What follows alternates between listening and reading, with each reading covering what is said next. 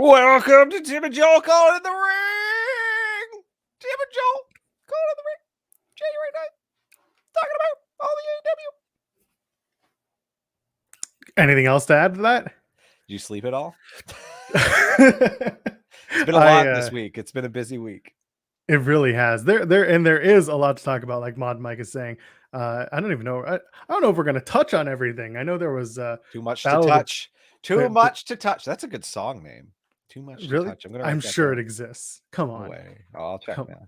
You know that song exists. You and I have been playing music for far too long to know that every single idea we'll ever have about music and what songs exist. No. Don't be with that. Did you see that Ed Sheeran, Elton John thing? Was it you talking to me about it? No. So Ed Sheeran and Elton John, we're working on some shitty Christmas song, as one does when you're that rich and famous. And Elton John insists on continuing to pump out mediocre garbage. Yeah. God, I love Elton John before, but damn, just chill out a little. Apparently, they were writing a song. They tentatively titled it Merry Christmas. Then they went to look it up, and nobody had a song called Merry Christmas. So they just named it Merry Christmas. Really? They couldn't call it like simply having a wonderful Christmas time? Wait, I feel like we've been there before. There is one album named Too Much to Touch. There's Touch Too Much by AC/DC, which we're all aware of. But like, yes. Okay, no, never mind. The album is a single. There is one song by a guy named Michael Kuntz. He put it out last year, 2020. He put it out in 2020. A minute. Oh no, I'm thinking of Rusty Kuntz. There's another. No, this is some nobody. He's literally put out one song. It is called Too Much to Touch.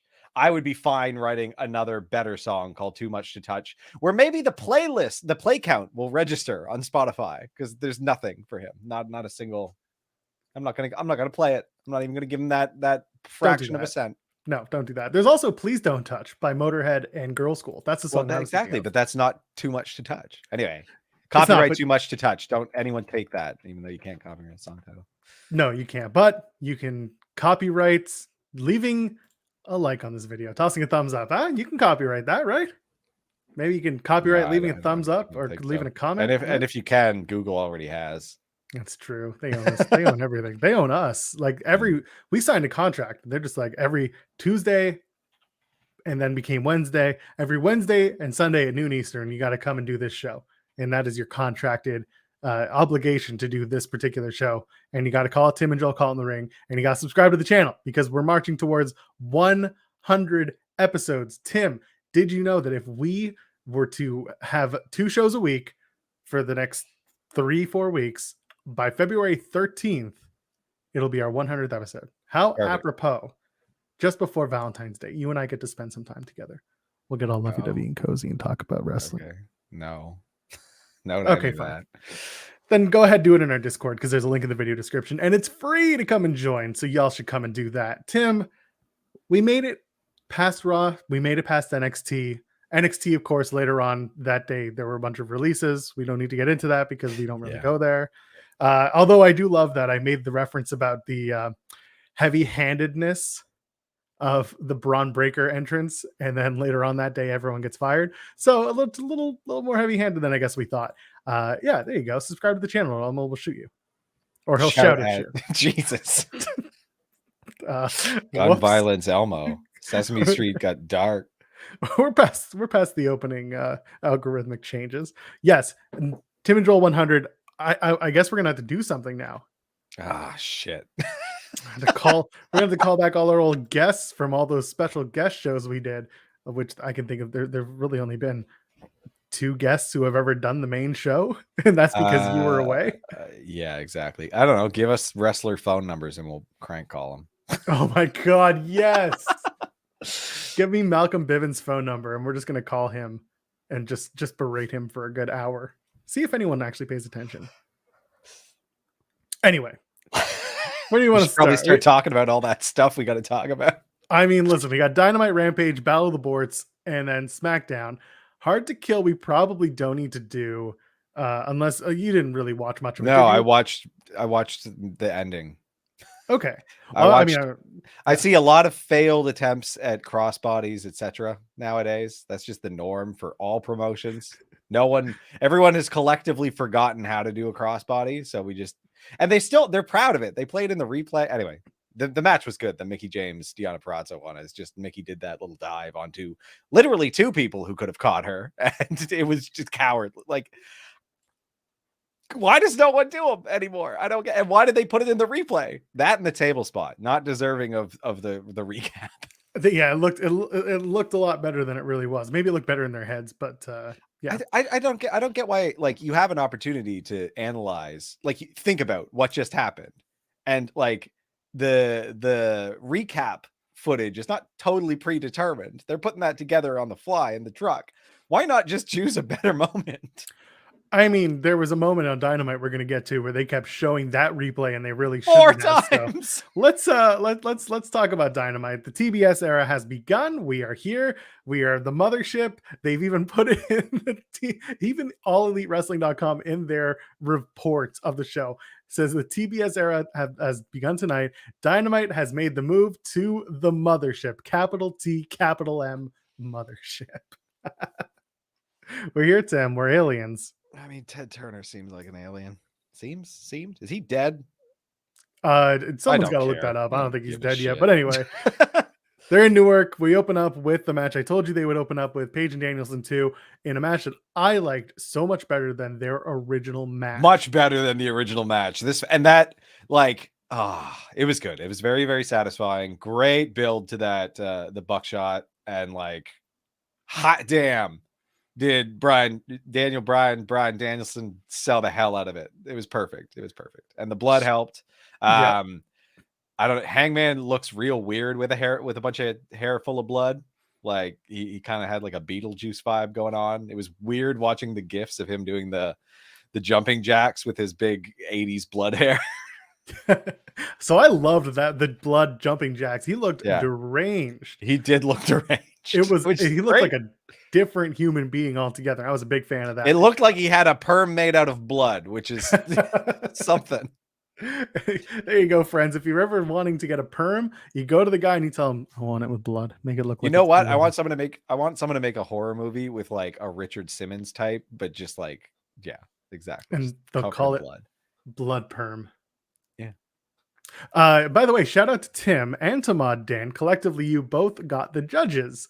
You were all like, I don't know, Mark Henry, Paul White. Mark Henry, Paul White. And you even said, and some small guy. So you actually got it. I nailed it. Jerry Lynn. So some small guy. Jerry Lynn just squished between Mark Henry and Paul White. And I loved it. I mean, listen. It was good. It was exactly what I expected. Because again, we knew it wasn't going to matter. And it didn't matter. Like, they were not going to go to that.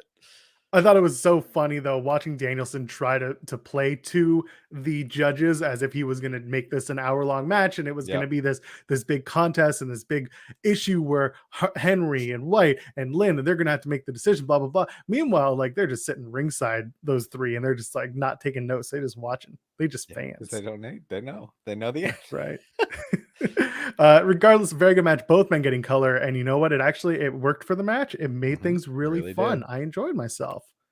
Was there anything else in that match like really got you? Whether it was I you know what? In the end, I think it was a really, really good program, and I think, you know, kudos to Danielson because he put over Hangman hard in the program.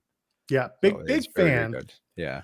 Big fan. I mean, this was smart. They roll over the results every year. The what's the word? The wins and losses, the records. They roll them over every year. I know you're not a big fan of that, but that's the sports like feel of AEW. Despite not being how combat sports work. Yeah, for our audio friends, I was using air quotes. I mean, so anyway, to be fair, it is AEW is clearly team sport. So they played that off twice, actually. This was the Americans and Dragonsons, Bryans and Danielson's first loss, but it was also the beginning of the year. Therefore, his first year technically in AEW is an undefeated year, so that's cool. It's undefeated because he did not lose a match. He went to a draw, 2 draws. So anyway, we move into MJF and Sean Dean. This is another play with the rankings and with the win-loss records, and this was smart. They rarely do DQs. I thought it was fun. Like Go for it. this is the wrestling stuff. Like this is the not taking itself too seriously, doing a novel thing to like get two people to fight because you know we know they've been fighting. It's been an up and down feud. But Punk coming out and just being like, "Yo, this is every single week until you get in the ring with me. I will just get you disqualified for matches." Because like it's a silly rule. It's easy to exploit. Punk comes out and exploits it, and I thought that was really good. This is something I haven't seen a ton, so it's refreshing. I'm a fan of Sean Dean now, actively like going over the top on socials, being like, "Hey, can I get a shirt that says I beat MJF? Hey, can I get a title shot because I beat MJF?" Like, it's just obnoxious and it's really funny. I'm a big fan of that. On top of it, yeah, it was played out really well. And now next week we're gonna do CM Punk versus Wardlow, and I think it's gonna be MJF tries to do the same thing. Sean Spears is gonna try to get the disqualification so that Wardlow wins, and instead, it's gonna backfire. Yeah, Wardlow's not going to be. He's going to be done with it. He's they gave him a nickname now. What is it? Like something of mayhem. Oh God, I don't. Someone in the chat will tell us. Like But yeah, Mr. Mayhem Wardlow or something like that. Mr. Mayhem. I was like, okay. He hasn't said many words for it to like really. Oh, they are calling him Mr. Mayhem. You're right. It's Mr. Mayhem. It's Mr. Mayhem. And they have Anyway, it's Disturbed doing his theme song, or is it just the vocalist? So it's not. It's still Ruckus. That's Ruckus doing a spot on Disturbed. Mikey's really good at pulling off these ridiculous. It's identical. That's impressive. Bravo. God. Yeah, exactly. He just impresses the hell out of me consistently. Oh, I like this from Daniel Price saying Brian was right about fickle fans. So many of the same people who wanted Hangman as champ, they wanted him to lose to Brian to be an asterisk. I like that. And I think Brian, does Brian now revert back to being a face? Because soon Mox will come back and things will maybe shift. Or is Mox going to be undeniably a face now that, you know, he's coming back from rehab and all that stuff? Yeah. I don't know. I think he can do whatever. I think he's shown that he's got the chops to do both. So like, and it's easy enough for him to pivot. Like, God, he's good at pivoting. Like, I didn't think it was going to work him as heel, but he did a tremendous job. What's next for Hangman? Ask Mike. So many options. There's just so many options, right? Like AEW's talent pool is, if anything, too big. So like, take your pick. Take your pick, man. Like, you know, you got CM Punk, you've got MJF, you've got Moxley. Like, it's got to be Mox, doesn't it? It's got to be Mox, yeah, because he kind of got screwed out of the other one. So I think that works. But then, like, Sports and Things is saying, like, he has to be a face. He's coming back from Adam Cole. Adam Cole's a good one. The problem with Cole, though, is like, is it too soon? Because you're going to get into Revolution is the play. I think there's so many options that, like, you know, you got to look at it in a long-term thing, and I don't think we have enough time to talk about that this week. Got it. Bobby Fish. Yeah. Bobby Fish versus Hangman Page. That's it. You can run the gauntlet. That's Bucks, you can run we'll do that again. Punk's already doing that with MJF, and I've been talking about that for weeks. So when they announced the Wardlow match, I was like, oh, we're gonna do this until we get to Atlantic City, and then it's gonna be MJF and Punk in Atlantic City. That's what I think. Jericho returns, and that promo did absolutely nothing for me. Yeah, talking to 2.0. We can skip right over that. It does not matter. I mean, love the guys in 2.0. They're killing it. I don't care about Jericho. Listen, if there's one thing I can say, I want a taste. I want a taste. 2.0. But not sounded like New Yorkers.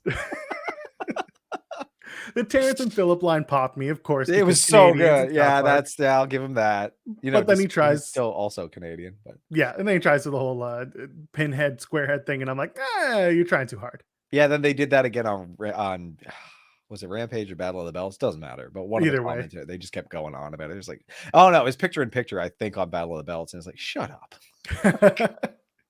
Wardlow and Antonio Zambrano, also known as Andrew Zarian, made his AEW debut. Congratulations, Andrew Zarian. Very few people will get that.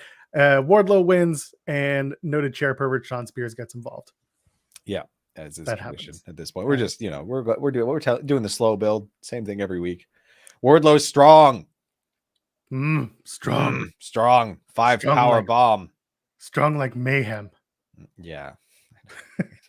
I don't know. This is what they're calling him. It's a marketing thing. I don't get it. It's going to start randomly beating the shit out of people backstage. That's his face turn. You know what? Oh my God. You know what MJF should start doing? he should start co-opting WWE buzzwords into his promos because of this whole contract negotiation thing. He should start calling himself Mr. Stupendous MJF Do it. and just That's a good angle. completely like mess with people. I think that would be great. Exactly. I think that's the way to go. Cargill, Soho, TBS Championship Finals. What did you think? Terrible end, obviously. Like just a terrible finish. With the jaded off top rope? No, second rope, because they were gonna do top rope, then second rope. So and it was bad. I will tell you, I appreciated that they didn't go to the top rope. Sure, it doesn't make it look good. Like, no, but I think it's a lot. Listen, if it's going to look impactful, I would rather it look safe and impactful. Jade started to go to the third rope. She pulled herself back. Like it was bad. It looked like crap. Like I don't know whose fault it was, but it looked bad. Bad landing. Meh. It's a tough listen. That's a tough move to take in the right position, in the outside of its normal setup. Yeah, because you're kind of since you can't use your forearms, you got to try to land lower, which is hard. There's some core strength. So exactly. Why? She's got it. She's got it in spades. Could have been both of them do. So anyway, it was fine. The match itself was fine. It wasn't anything tremendous. I'm happy with the result. Honestly, I think Jade should have it. So showing her with her daughter, I think was very sweet. I think it was a really nice touch. It's important. I think it was really cool. Ruby Soho and Thunder Rosa as a tag team potentially. We're going to see Thunder Rosa and Mercedes Martinez. Fine by me. That's going to be real fun. Yeah, that sounds awesome. And I assume we'll do a tag shot, do a tag match, do Ruby and Thunder Rosa versus Mercedes Martinez and Jade Cargill. I think that'd be a lot of fun. But now, who's going to be first for the TBS champion? Thunder Rosa. Yeah, probably. But now you're at the place where you cannot give Jade enhancement talent the whole way through. No, absolutely not. You can't just have her do squashes because she needs to start proving that. And like, I don't know. It's rough. Still rough. She's got work to do. She's working with the right people. Yeah. I think she's they're putting her in the ring. Like, I mean, no, she's got some stuff that she's absolutely nailed. Her striking is pretty good. It's just some of the grappling stuff that needs a little bit of work. Yeah, and I disagree with people who are like, she's green. I don't listen. She's new, yeah, but like, she ain't green. She is absolutely no. Part of that is partner. Like a lot of how making those moves look good is who you're wrestling with. And I don't know that Ruby did a tremendous. I'm also not like an ultra Ruby stan. I think she's got stuff to work on too, just like everyone. Yeah, sometimes your chemistry isn't there. Sometimes you just need a little something different. That's all. Yeah. But regardless, had a good time. Not looking forward to Deep versus Sheeta part 7800. I don't know what's going on, but we're gonna do it again. Got not much else. I didn't like that promo either at all. Like I didn't really. Wasn't my thing. Yeah, exactly. Malachi Black versus Brian Pillman. What do you think? Come on, that was a fun match. Julia Hart. It was fun with the Julia Hart with her little eye patch, and she's afraid and she's scared of everything. Come on. Yeah, it was fine. I liked it. The lights all night were kind of confusing. Because like lights go out and then just no one shows up. Still, we're not introducing anyone. I guess Malachi Black just likes to teleport around. Yeah, you know what? If he's going to do it, at least he's going to do it in a way that is better than what they did last week in Florida.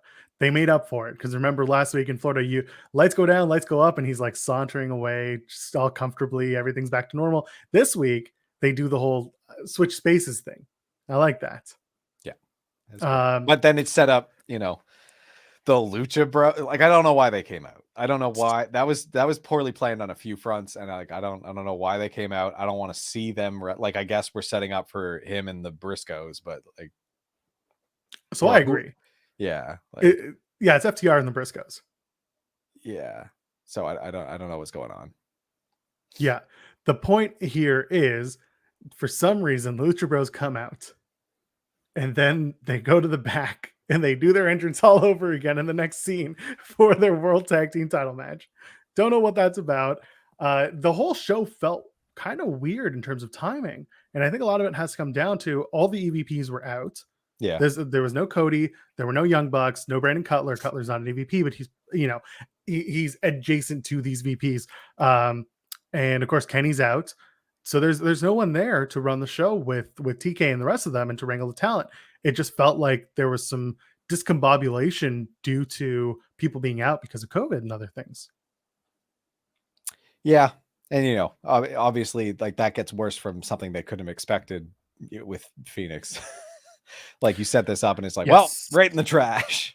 Like, and they shut the lights off at one point again, and that had nothing to do with anything. They later showed Malachi Black just in the crowd, sitting there watching the match. So, like, I don't really know why they shut the lights off during the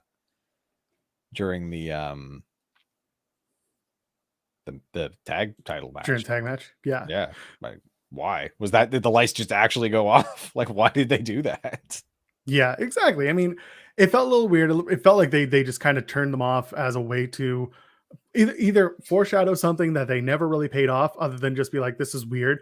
The lights went out during a Lucha Bros pin attempt. So again, it's one of those things where, like, we're getting a little too cutesy. And we're expecting everyone to pick up on everything. Meta with, like, yeah, it doesn't always work for me, at least. Again, like, this is not my bag. Yeah, so Lucha Bros, Jungle Boy Express, Jungle Boy Express, the Jungle Boy Express, the Jurassic Express. I mean, he is the one being expressed around. He, like, you know, the Jungle Boy becomes the Jungle Champion as they capture the AEW tag titles. Kind of surprising, but not so much when you see it was the main event. They took the titles from Penta and Phoenix. Phoenix goes down with one hell of a moonsault. It was a choke slam. Just bent his elbow all the way backwards. It was gnarly. Very wrong. 4 times. They then play it back. We're watching it in our Discord, and I'm just like, I freak out, and all of a sudden they're just like, what's going on? I'm like, watch the replay, and they finally show the replay. You see his shoulders, his elbow bend backwards, and that was just nuts. Could not. Gnarly. Good news is, he says he's fine. It was a dislocation, which is much better than a clean break. Whatever that means. Looks like Phoenix is out for, instead of several months, it looks more like, a few months at best. Yeah, I don't know. I don't even know how that joint works. Like, that sounds horrific to me. He looked to be in quite a bit of pain. He immediately pointed to his totally screwed up arm. Like, yeah, he was trying to draw attention to it, at least for the people who were at ringside to he check called for a doctor immediately, because it was gnarly, man. He was screaming. And, like, there were just so many, like, big spots in that match. Yeah, I mean, good they did that. They sure did not shy away from showing it repeatedly immediately after. Censoring the spot on YouTube was the right play, especially after they show it 100 million times. But again, otherwise, listen, it sucks that the match it's completely overshadowed by doing the lights thing, which people were like, why would you do that? And the injury, that sucks. And like, I feel bad for Alex Abrahantes, who, like, set up the table, and he must have been freaking out afterwards. I mean, it's nothing he did wrong. It's Phoenix. Like, it's not, but I'm saying, like, if I'm Abrahantes afterwards, I'm like, oh shit, like, your brain works. You know what it was? It was that cursed table, though. Like, where those people sit at ringside. You know, the one where people are always almost mashing their head on the guardrail and stuff. He pulled it from there and pulled off the tablecloth and everything. It wasn't it's that cursed ass table. Yeah, exactly. Oh man, but so finishes his Jungle Boy, rolls through and pins Penta, and that's the match. And then all of a sudden, out comes everybody. Every tag team, not even every tag team, just a good selection of tag teams. Yeah, the tag teams, and then Jericho is shown in the rooftop, and Malachi Black is shown on the rooftop. Like, is he going to put together a team? Is he going to do Jake Hager again? Like, what? What are they going to do? Sammy Guevara and Jericho, but now Sammy. Well, we'll get to that in a minute. Like, it was just a lot of, like, mishmash, because again, it felt like they had plans. Some plans got completely tossed out the window because of people being unavailable. And one thing I found out was, like, or not found out, but found funny, was as people were going out onto the stage, like, you had people, like, holding coffee cups, just, like, hanging out after the show, because why? It didn't really make a lot of sense bringing out all these teams to the front. No, it's not how I would have finished it. Like, Anyway, You could have just had them celebrate until the end of the show. Or have Christian do something, for God's sakes. Exactly. Christian finally turned. Like, what does he do? He's just buddies with them. And it's like, okay. I mean, maybe listen, we're gonna do this until the end of time. Maybe he's their Arn Anderson now. That's all it is. It doesn't matter. At Revolution, he's gonna turn on Jungle Express. That's gonna be when Christian Cage finally turns. And then when he doesn't do it, it'll be maybe at this event, maybe at we'll Beach just keep Break. moving the goalpost. Yeah, just keep moving the goalposts. That's what us fans like to do. By the way, Matt Lee dancing to Tarzan Boy. Absolutely. I did notice that, and that is some funny shit. I love it. Rampage. So as we are doing all the post-show stuff for Dynamite, we find out during Rampage that Jake Atlas, unfortunately, also goes down with injury, and he is the first match up on Rampage for the tapings. So people are like freaking out. It's like, oh, first Phoenix, now Atlas, and they're both really bad injuries. Thankfully, we find out that that Phoenix, his injury is not nearly as bad as first thought. Jake Atlas is also saying that he's good. He took to socials after the match aired on Rampage, said he was fine. Hey, by the way, just adding this, if you come to our community, be respectful, don't be a dick. We are here to talk about wrestling and not shit all over things. So I'm just putting that out there into the ether. We can edit that out in the audio if we really need to. But that's a general thing. We're just here to have fun, okay? Rampage, Atlas, Bebe. What do we think? Good match, fun match. Love that Adam Cole knew to change things on the fly and get us into that finish. I mean, it sucks because that was such a damn good showcase for Jake Atlas. Like, he did a very, very, very good job. That match slapped, but then it just the wonky, like, his knee gave out. You could tell, like, you had to see the thinking of it. It didn't happen as quickly as I thought it might have when I read the review of it. But like, Adam Cole did do a good job hopping down, giving up on the Panama Sunset, and putting in that knee bar, which apparently is a callback to Red Dragon, which is like some actually very good thinking on his part. So like, good job, look good.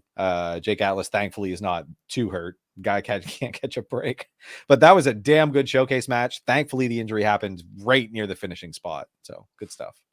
And I like Evan's pointing out here that it's wild that Jake Atlas looked good, and his NXT one, it was super lackluster. It should have been a lot bigger than it was, but at the end of the day, he wasn't. He was mistreated, but he's put on Jake Atlas has put on some mass. He looks great, and this was an excellent standout match for him and Cole. They never fought in NXT either. No, and like, here's the thing, Jake Atlas, I knew there was something there in NXT. Like, just watching him wrestle, and you're not allowed to showcase all of your skills there, just because like there is a thing to be said about, like, there's just a different style between WWE and AEW, and the odds of people getting hurt is higher in AEW. But that to me is a little bit more exciting, because like, Phoenix, for all of the times that he gets hurt, he is very exciting to watch in the ring.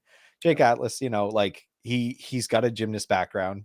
That walk the rope DDT, or that cartwheel the rope DDT, is so goddamn good that, like, whatever, take the risk, because like, it really pays off. And I think, like, whatever, he's hurt his knee a little bit, he'll be back soon enough. And now he really got to show his stuff here.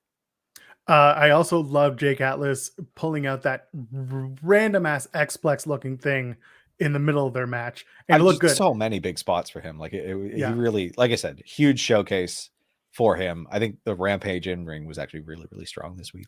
It was, really fun match to open up. And then of course, Cole and Red Dragon are just being like, hey, you've earned another ass whooping, and now comes Orange Cassidy. So we're back to that. You know what? We're getting to the point where TK just wants to rebook the matches until he gets to a blow off street fight, because that's what we did it again this week. Yeah. Anyway, let's move on. They announced that Cody's out, and therefore Dustin Rhodes going to replace him to face Sammy Guevara for the TNT Championship. Fine by me, but I also hate interim championships, and we'll talk about that with Battle of the Boards. Yeah. What did you think of Andrade thinking that friends need to be paid off? Andrade, again, like, I think Andrade's character is that he's kind of dumb. Like, he's this extremely overconfident, like, kingpin, thinks of himself as a kingpin type, and it's just like, and instead he just thinks Darby Allin doesn't work for Sting. They're all friends, says Shivani, and he's like, I'm so busy. We need a new assistant. So Sting, name your price for the little kid. For the little kid. I thought that was funny. I thought it was Love good. it. He's trying to purchase what he thinks is Sting's property. I don't like. Give me your son. Give me. I don't care. Andrade's Give a me your weird son. man. He's a weird dum-dum, and I'm here for it. That's a good character. Yeah, exactly. Yeah, Andrade doesn't know what friendship is. He's just like, como workman. Give me the workman. Anyway, I just like, listen, if this is how they want to play Andrade, it's better than just putting him on dark and having him just win matches and not be seen on the main shows. This is the way to do it. These ridiculous promos, I'll take it. Yeah. Hook versus Aaron Solo with QT Marshall. Fine. Good match. Hook develops. I like that Hook is going through the people who trained him. Mm-hmm. I think that works. I also like QT Marshall taking a big ol' suplex afterwards. Yeah, it was good. Anything to add to Hook and Aaron Solo? No, it's good. Happy. Hook rocks. Killing it. Very impressed. Happy Hook. Not dropping the ball with so much hype. Very impressive. He's handling the pressure. Yeah, exactly. He is handling it and he's making it look good. And I can get with that. I'm fine with having a good, strong Hook for our shows. You like that? Good, strong Hook? Good, strong Hook. Yeah. Like here's a good, strong Hook. Leaving us a thumbs up. Maybe comment. Subscribe to the channel. Come and hang out with us. That's what we're here for. There's your segue. Let's keep talking. Dr. Britt Baker, DMD. I really need to put in the back of my head what DMD stands for so I can just use the full... Doctor of Medical Dentistry? Yes. Doctor of Medical Dentistry. Whatever. I don't know. Is that it? Fun. Is that even what it is? There's two different dentist designations because, anyway, history. Yeah. Either way, DMD, hater with Rebel, taking on Riho and Ruby Soho. I know you're a big Ruby Soho fan, so clearly you enjoyed this match. She was fine. It was good. It was a good match. I like this. Jamie Hayter is, you know who I like, biggest fan out of all of these women? Jamie Hayter. Love Jamie. Of course. Hayter. And there's more to be said about that in Battle of the Belts too, because yeah, she's great. She's great in ring. Yeah, really fun match. Really, really fun execution. Again, the story becomes Riho and Baker and their match at Battle of the Borts, and also whether or not Riho can defeat Baker because she does it all the time. And of course, in this match, no different. Yeah, exactly. I think that was good. I think it was the right decision going into Battle of the Borts. Yeah, Tim, you're right. It's a doctor of medical dentistry. Yes. Not as much fun. I can't be like Dr. Britt Baker, doctor of medical dentistry. Doctor of medical dentistry. I mean, you could just make up something else. That could be your shtick. Every single week, you just make up a new thing for DMD. A new DMD. I'm so fine with that. Jamie Hayter, by the way, yes, her theme is great. I'm happy when I hear that. Yeah. I'm happy when I watch them have those matches. It was really good. I'm ready for Jamie Hayter to start breaking away officially from Britt Baker and Rebel. We saw a little bit of a tease at the end of this match, and then they hugged at the end of Battle of the Belts. Spoiler alert. So I don't know. We're getting there. I don't know when we're going to do it, but we got to get there soon, right? Till then, who the hell is Britt Baker going to face? I don't know. Penelope Ford. Got it. Again, deep roster. So take your pick. Anyone can be built. It should always be Penelope Ford from here on out. Main event. First of all, I'm a big fan of AEW management putting Mark Henry in the weirdest positions to say his line. Yeah, he couldn't do the enough talk one for this one. So he's he did. He still did it. What? I thought he just said it looks like the fight's already started. It's time for the main event. Maybe that's what he I don't think he said it. He was able to you give Mark Henry more respect.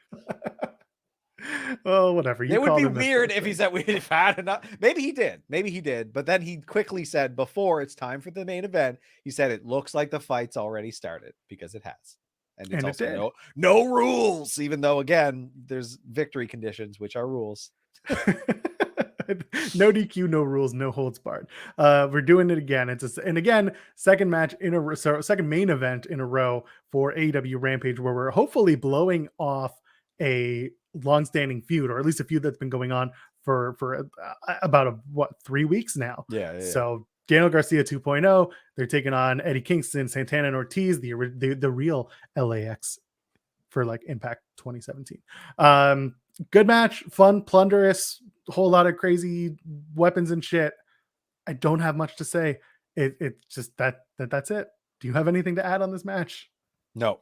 One circle back comment to the Dynamite main event. Thought it was a tornado tag for a while. FTR must have been flipping out in the back. Like, maybe that's going to be the promo. Yeah, and they commented at how crap the ref was, but like, I don't know. That's not a good excuse. The ref is pretty bad. Santana pins Parker from 2.0. Yeah. So that team wins the match, Santana, Ortiz, and Kingston. And then they grab the ring bell. They do the whole thing. And then, of course, after yelling at you for a good 60 minutes, down goes Chris Jericho! And he's going to start yelling at you in the ring instead because Chris Jericho loves to yell. He sure does loves to yell. Yep.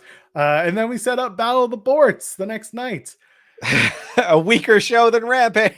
Hey, Tim, remember the time I sat here for week after week, show after show, explaining to everybody at home how Battle of the Belts was not the show you think it is? Yeah, like an hour is not. An hour on TV, which is like, what, 42, 45 minutes? Like 42 minutes plus some picture-in-picture fun. Sure, why not?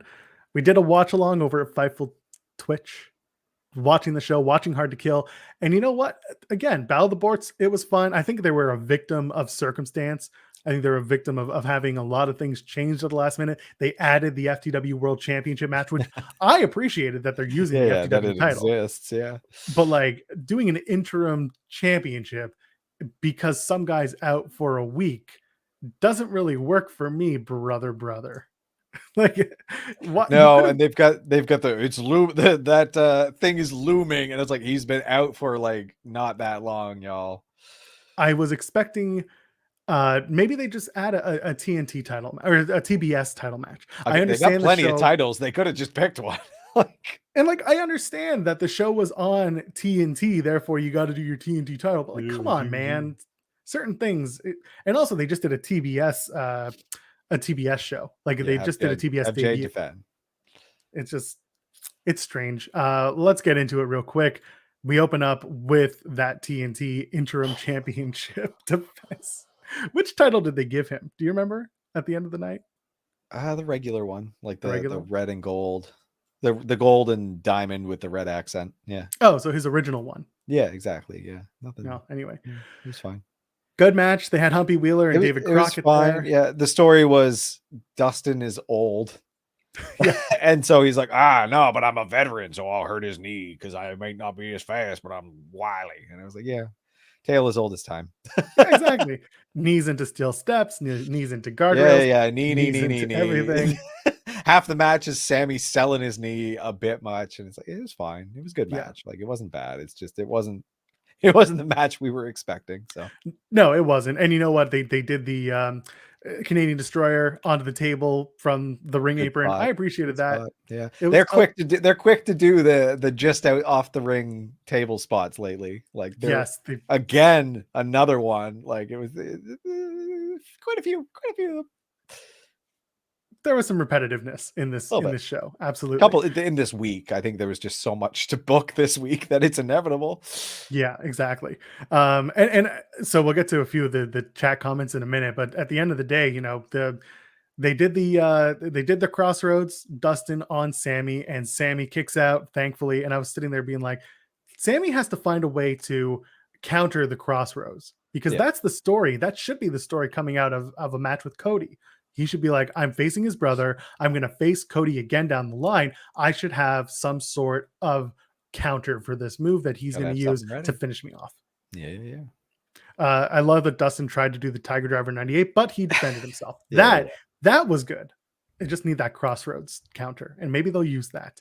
Either way, Sammy wins. David Crockett gives Sammy Guevara the TNT title, the interim title, and they're going to do a unification match probably in a few weeks, I guess.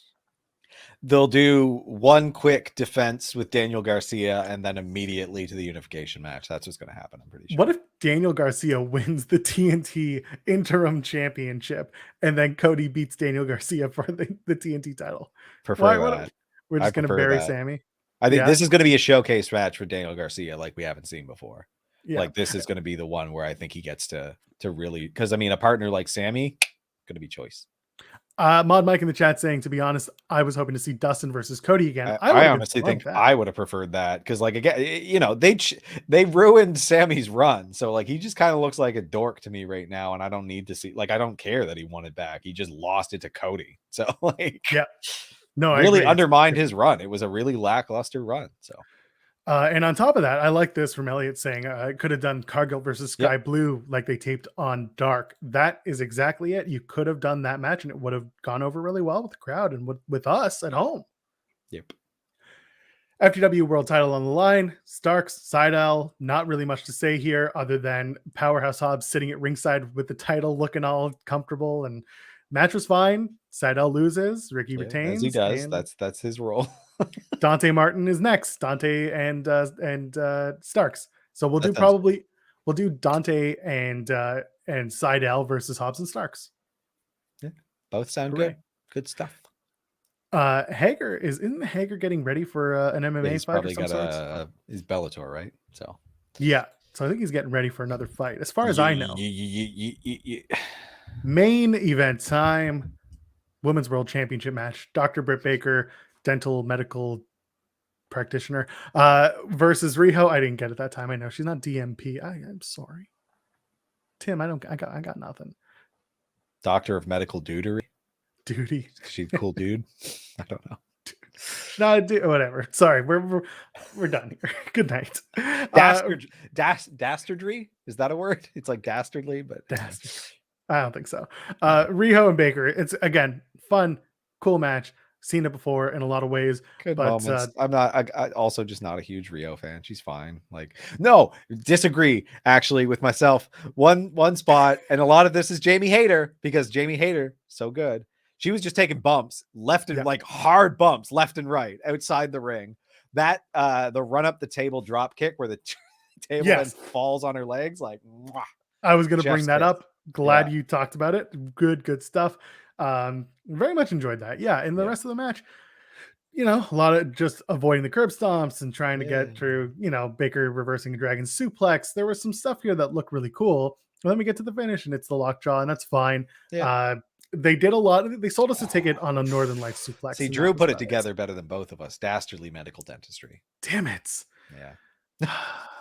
Well, Dr. Britt Baker, Dastardly Medical Dentistry, wins the match over Riho. You could have just said Dastardly Medical Dentist there. Anyway, I'm done. Good night.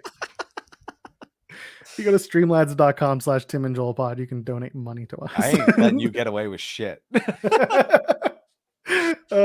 Anyway, so that's Battle of the Boards. Match again. Show was fine. I think Rampage was better. Rampage was better. Dynamite was better than that. Battle of the Boards. It's just a lot of people expected it to be one thing, and I sat there trying to tell y'all it's not what you think it is. Yeah. But you know what I think it is? I think it's time for y'all to leave a thumbs up on this video.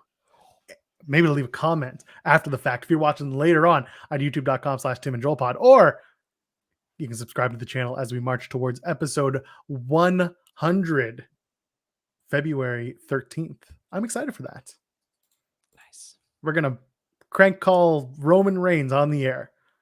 Tell him to acknowledge us. Yeah, do it.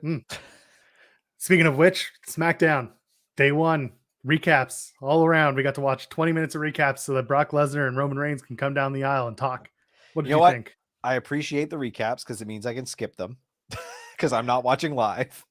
Did you know that COVID tested positive for Roman Reigns? Ooh. And that Roman Reigns used his spin kick technology to be, I don't know. It was Pat McAfee. That seemed like a Pat McAfee line. Thank you. Okay. Yeah, it was. Yeah.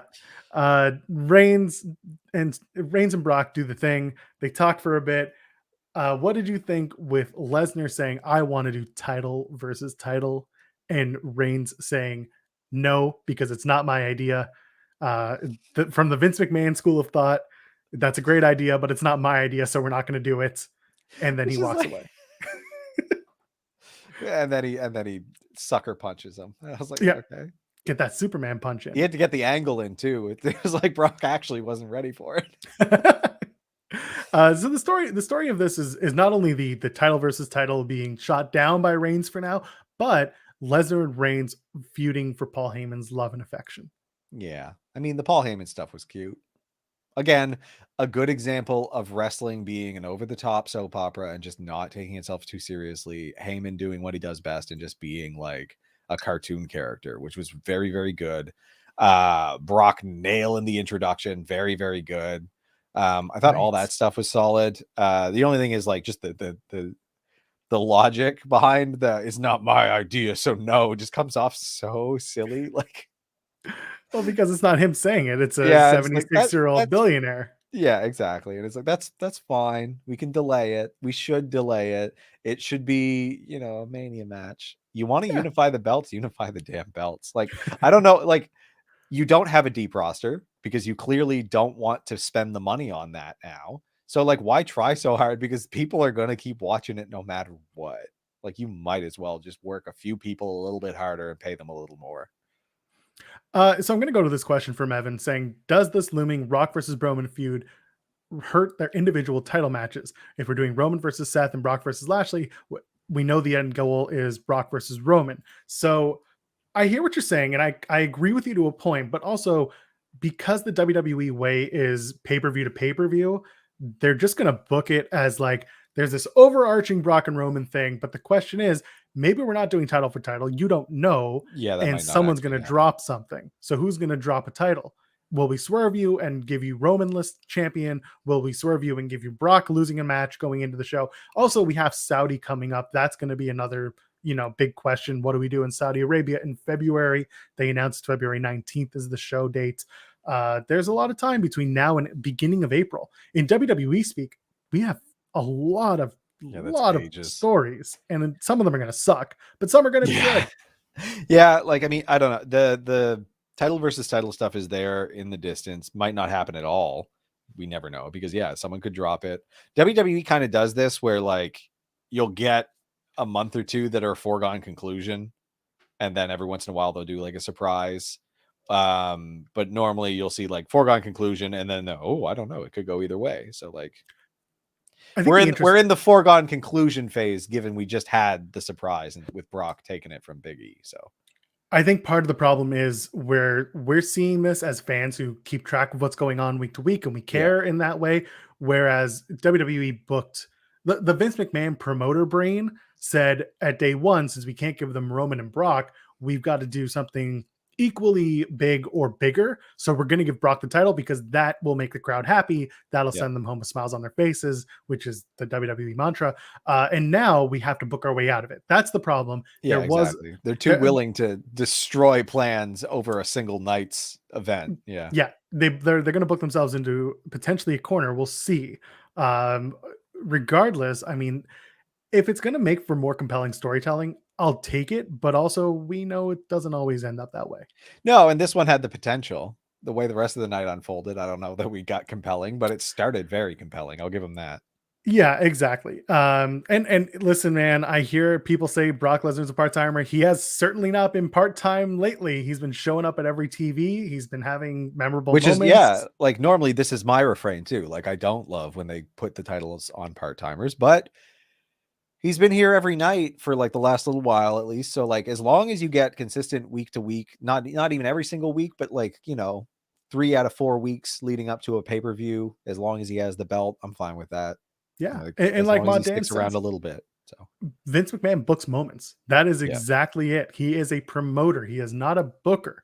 He's a marketing genius in a lot of ways. He is not a promoter, storyteller. He's not. The thing is, like, the moments don't have as much impact if you didn't tell a good story on the way, but I agree. Maybe he doesn't understand that. Yeah, and the fact that Lesnar is there for every show is helpful. And it's the only reason I'm into it. Normally, I'd be very opposed to this. Like, I didn't love him having the belt during going into the 2020 WrestleManias. Like, so let's talk about this real quick because it is the content of our thumbnail. Is this the end of the brand split? And I ask this because at the end of the night, they compound the title versus title thing with Seth Rollins challenging Roman Reigns. And of course, Seth Rollins being a Raw star. This hurt me. Like, this did not make me happy.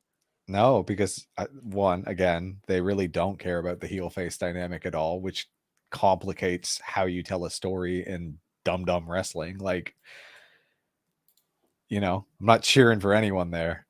Like, it is what it is. No, you know what I'm cheering for there? I'm cheering for Seth Rollins just to see him whip his belt around. Like, that's the only thing I care about in that type of thing. So I wouldn't be surprised if Seth Rollins wins this, but it's after he's lost 2 recent opportunities at the championship. So it's also very like, meh.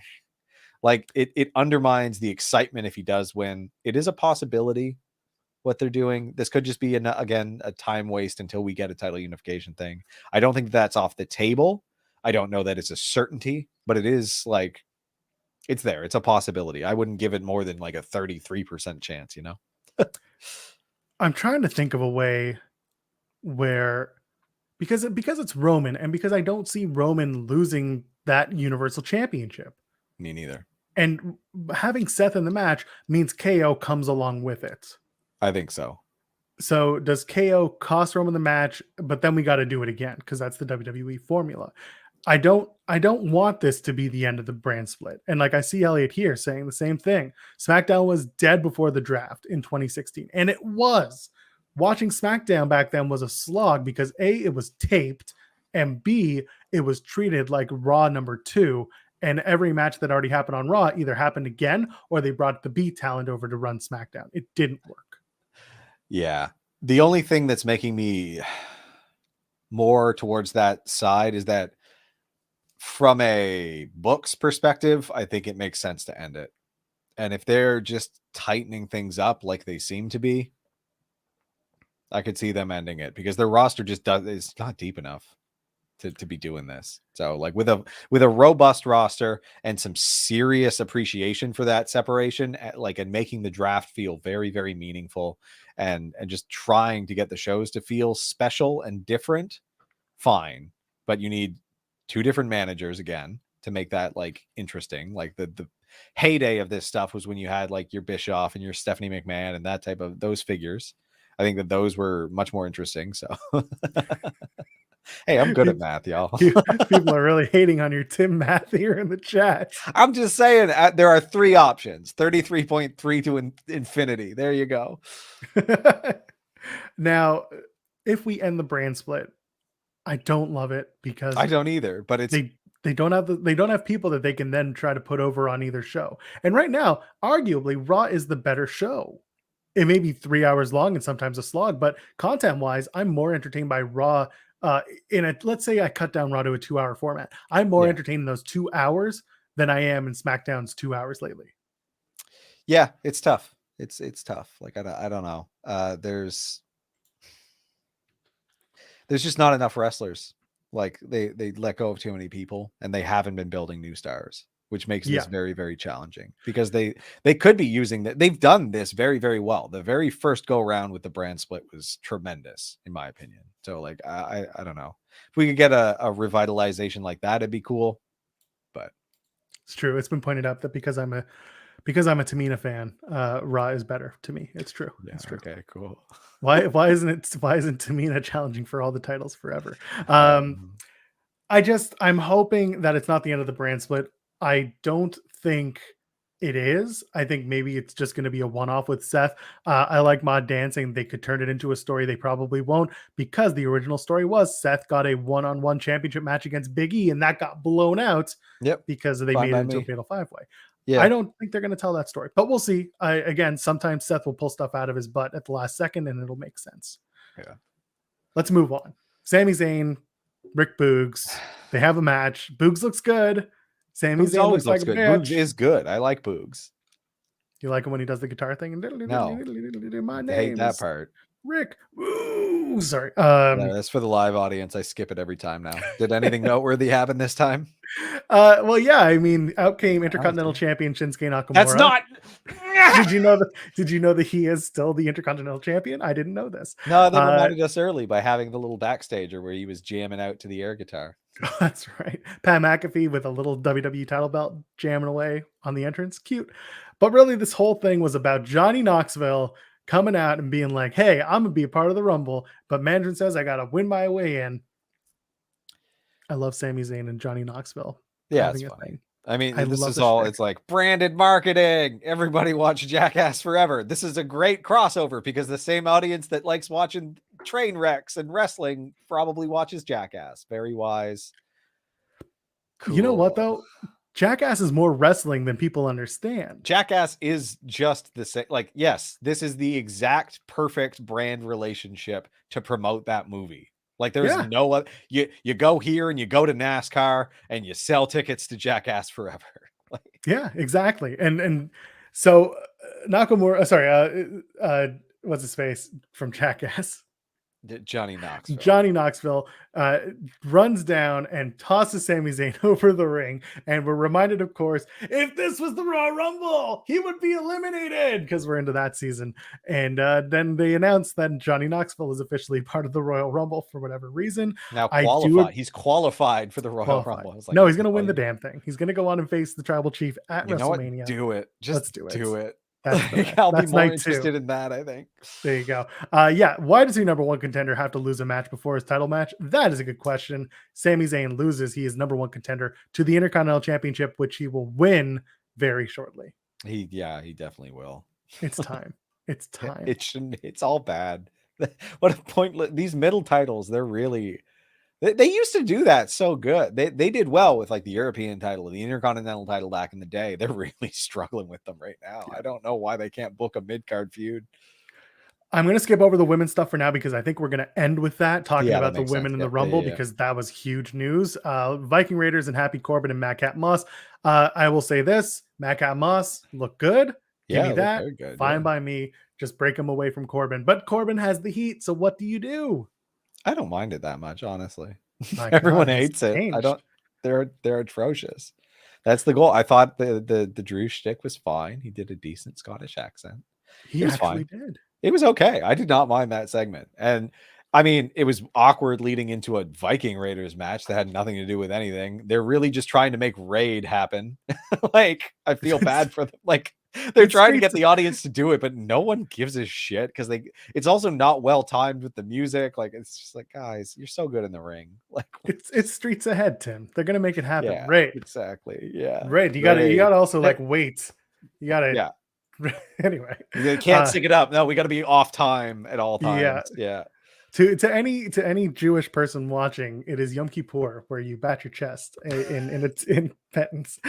So anyway, let's move forward. That's all I can think of when I see them do the raid. Just self-flagellation. Yeah. Anyway, Happy Corbin, Madcap Moss, they get the win over the Viking Raiders, whom I thought they were going to start building. Corbin, not Moss, here. man. Not here. This was clearly like Corbin Moss. This was their match. Anyway, let's move forward. Sheamus announces he's in the Rumble and he's going to avenge his buddy's face, Ridge Holland. No sticking at the back of his head. That's right. And then we get to the final match of the night. It's the New Day versus the Usos in a street fight, where I was under the impression Brock Lesnar was going to come out, cost the Usos the tag team championship. No, this was just cause this was a live event thing. That's what this was. But it wasn't premium. No. Okay, just making sure. Even, I guess if you want to call how it, like, it's not like SmackDown tickets are cheap when they absolutely should be. Like, sometimes they are, depending where they are. This week they were Uncasville, and Uncasville is in Connecticut. Yeah, okay. It's a small town in Unclesville, which sounds like a nightmare. Well, the event that they're in is attached to a casino, so people go and they gamble all their winnings afterwards. Anyway, Usos and New Day have a match. And again, I'm excited for New Day's Usos part 278 in 2022. Yeah, we saw more of Xavier Woods' genius ideas for. Okay, the gladiator helmet and the breastplate was hilarious. Give me that. Not for me. It's just not my thing. It's the Economy Live event. Yeah, it is the Economy Live event, definitely. It was a fine match, you know. Sided little table spots, you do all the things. The big story is the Usos using the 3D again to win their match. They call it the 1D, the one and done, and they do it through a table this time. And by the way, for those who don't know, Bubba Dudley, or whatever he calls himself on the indie, I can't remember anymore. Bully Ray, isn't it? Bully Ray, thank you. That was the Impact thing. Bully Ray is teaming up with Enzo to take on Braun Strongman, Teton, and Eric Redbeard, the former Rowan. I I'm starting to think that maybe Devon Dudley's starting to work out a little bit too. Enzo's back, eh? Uso. First time hearing of it. Enzo's been back. Trust me, it's not good. Either way, the Dudleys teaming up against the Usos in 2022. What do you think of that? That sounds dope as hell. Would you do it at WrestleMania? Yes. Throw that on Mania. I'm excited for that match if that happens. Battle even though 3D. It might not even be good, but I want to see it. Like, I would be fine with it. I need some sort of connection. I need some sort of reason that the Dudleys and the Usos are fighting, and if it's over the 3D, don't do our shit. Like, yeah, that works for me. Yeah, It's like, exactly. you're not the Dudleys. You can't hold a candle to us. We're great. You're a bunch of losers who somehow have the title. The promos actually might be okay. Fiddle. I've already written one. Like, there you go.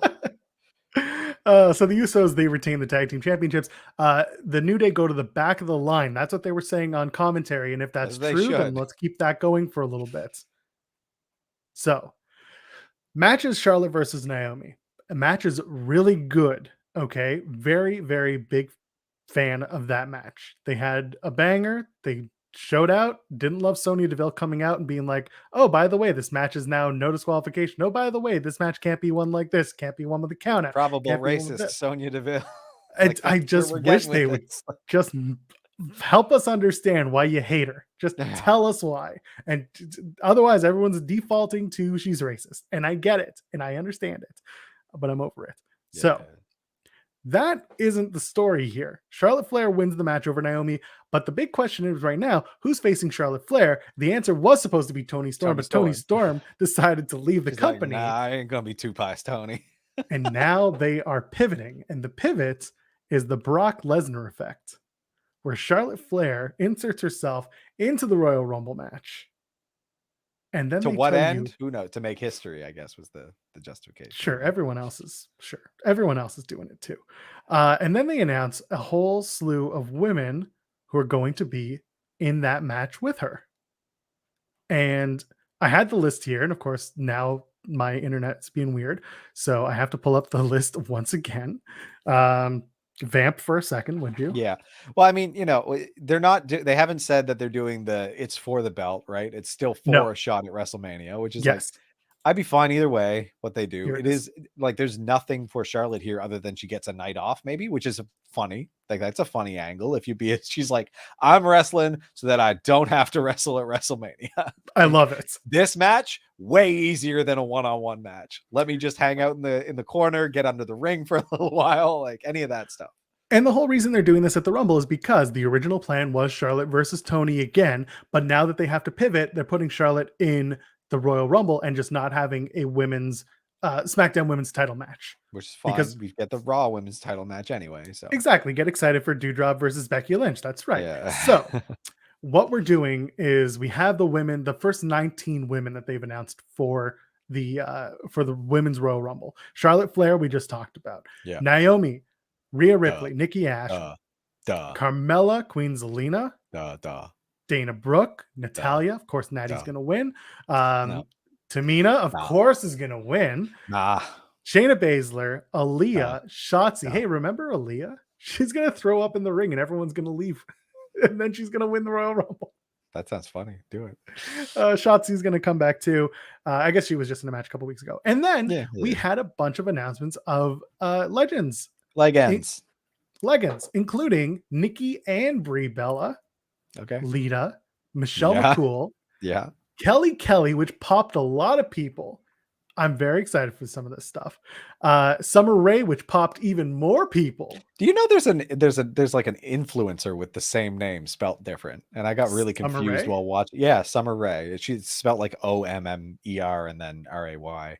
And I was like, wait, isn't that a wrestler? Because it was on a reality show. But yeah, anyway, there's a very famous Instagram influencer, I think, / model named Summer Rae. And the big one that got a lot of people talking, other than Lita, I think we mentioned Lita. I'm jumping around a bit on my list. We did mention Lita, yeah. Did we said Natalia? She's not an influencer. We said Summer Rae. The big one is Mickie James. This is Mickie James. Impact Knockout champion Mickie James. Pat McAfee says current Impact Knockouts champion, and the world rejoices, and everyone says the Impact is back, baby. Impact tweets out, by the way, we have a pay-per-view tomorrow night. Come and see Deonna versus Mickey for the Knockouts Championship. And then Mickey James cut a promo at the pay-per-view talking about being in the Rumble. And then WWE was like, hey, it's Impact Knockouts champion Mickey James, but also they didn't tag Impact Wrestling. So clearly this is a one-sided deal. How do you feel about them announcing 19 of the 30 women in this one random ass segment on a TV show? Fine. Got to hype the Rumble somehow. That's fair. But normally you kind of wait it out and you start telling people a little closer to the date. Maybe some of these are surprises. Maybe Mickey could have been a surprise entrant. Or does it bring the right amount of conversation to the table? I think it brings the right amount of conversation to the table, especially if you've signed a couple of these people to more than one appearance and they show up along the way just for some backstagers. Interesting. I like the idea. I don't know if they'll do it, but I like it. I don't know either, but like that's what I think would be the right way to build the buzz, is to showcase one or two of these people each episode of SmackDown along the route. We still have 11 people to go. You got to assume NXT talent. Well, so Asuka comes back, Bailey comes back. Asuka, Alexa, Alexa. Sasha, for all intents and purposes, is out. They announced that she's out 6 to 8 weeks on WWE.com. So I'm assuming they're just going to keep her out for the Rumble, bring her back in for whatever the storyline is later. I really think that, I guess, whoever wins here is going to be challenging for the Raw Women's Championship. Ace just pointed out a possibility that I'm going to give a 33.33% chance to. Stop trying to end the brand split. It could be the way. We have 11 spots left. I mean, so Doudrop, Liv, and who's the other one? Oh my god. Yeah, Doudrop, Liv, Becky, Asuka, or not, sorry, Bianca, Doudrop, Liv, Bianca, yeah, Asuka, Bailey. Well, Bailey we don't know, but there are a lot of names. Bailey, I'm pretty sure. Are waiting out. Yeah, exactly. It's Tim Math all over again. Ginny from NXT is an interesting shout because Walter is coming to NXT 2.0. I've been telling you all about Ginny coming in. She'll be in that tag team Dusty Cup. I'm telling you, she's going to team up with Tiffany Stratton. That's what I think. I don't know what else you can say about this Women's Royal Rumble other than it's probably going to be a Raw Women's Championship contender out of this. Yes. And who's going to dump Charlotte out? Is it going to be Naomi to do a match at Saudi Arabia? Sounds good to me. Yeah. No, it's gonna be Tamina dumps out Charlotte, and then it's gonna be Tamina versus Charlotte Flair in Saudi Arabia. No. She got the tag title belts. She's already hit her high water mark. Mickey James is gonna toss out Charlotte Flair. It's gonna be Knockouts champion versus SmackDown. It will be none of the legends. There will be some NXT folks, absolutely. Yeah, a couple for sure. Maybe one surprise. Maybe I wouldn't even give you a guaranteed surprise in this Rumble match. No, I think if it's going to be anyone, I think the one surprise is going to be Alexa, and then Asuka is probably the other one. Yeah. I do not think Lacey Evans. Lacey Evans is not ready. I don't think she's ready to come back. Ronda Rousey, I don't think has any interest in coming back as many times as she has said as much. Also, the Rumble returns are not like this big thing anymore, especially, and you dwindle and you decimate the importance of the returns the more you bring into one match. I think you've got three big returns. You've got Bailey, who's the one they won't talk about at all, who will be the biggest surprise. Alexa, they are hyping her return, so you'll see her. Asuka hasn't been off that long and isn't off for any reason other than we just don't have anything right now. So I think that's another surprise that is like expected. So I think Bailey's the big surprise here. Yeah, I think so. They haven't been reminding you she exists. I would even have her come in number 2 and have her go all the way. Agreed. Or number 1, whichever it is. Have they done number 1 to the end? Didn't Bianca do that? Or is she number 2? The women, yes, they absolutely have. Yeah. Okay. Well, regardless, I think I don't know. Or if Bailey is still a heel, you have her come in as one of the final 3 and she just dumps everyone out and wins. Yeah, Bailey can do whichever, right? You come back, and if she comes back as a face, it's easy enough to cut that promo. She's like, I had a lot of time to think. Done. Yeah. So yeah, Asuka is injured, but she's on the mend. It sounds like she's going to be back. Yeah, that was like SummerSlam before. Yeah, it was ages ago. Like I think, and it wasn't a like crazy bad injury, was it? Like, it was elbow/arm related, and then it was teeth related. And I don't know, depends who you ask. She's very secretive about that. But yeah, if Bailey returns, she must win. I hear that. I agree. I think she absolutely should win. I think Braun Strowman should also be in the Women's Royal Rumble. That's true. Yes, absolutely. Yes, exactly. Braun Strowman And Just put a wig on him. Hey, if you can show me that Braun Strowman has a fun bone in his body, I'd love it. Well, remember Brain Strowman? That was fun. Yeah, I did. Yeah. You know what else is fun? Strowman's fine. I like Braun Strowman. Toss a thumbs up here on the channel. Go ahead on this video to subscribe to the channel, share the link, tell your friends about us. We are working on some really fun stuff. I know I say it all the time, but I'm really, really excited. There's some fun stuff coming in 2022, including episode 100 of Tim and Joel Pod. That's going to be hopefully February 13th, unless we screw it up. Until then, Tim, where can the kids find you on the internet? Kids find me Tim Stone PTIMB STONEP on Twitter. And timandjoelpod.com. Keep it locked. We're going to do some stuff. I'm at Joel Pearl, JoelPearl. Ladies, gentlemen, friends beyond the binary, we'll be back Wednesday at noon Eastern to talk about the Raw, the NXT, and the preview. We're going to preview Dynamite as we always do. Ladies, gentlemen, friends beyond the binary, once again, we'll see you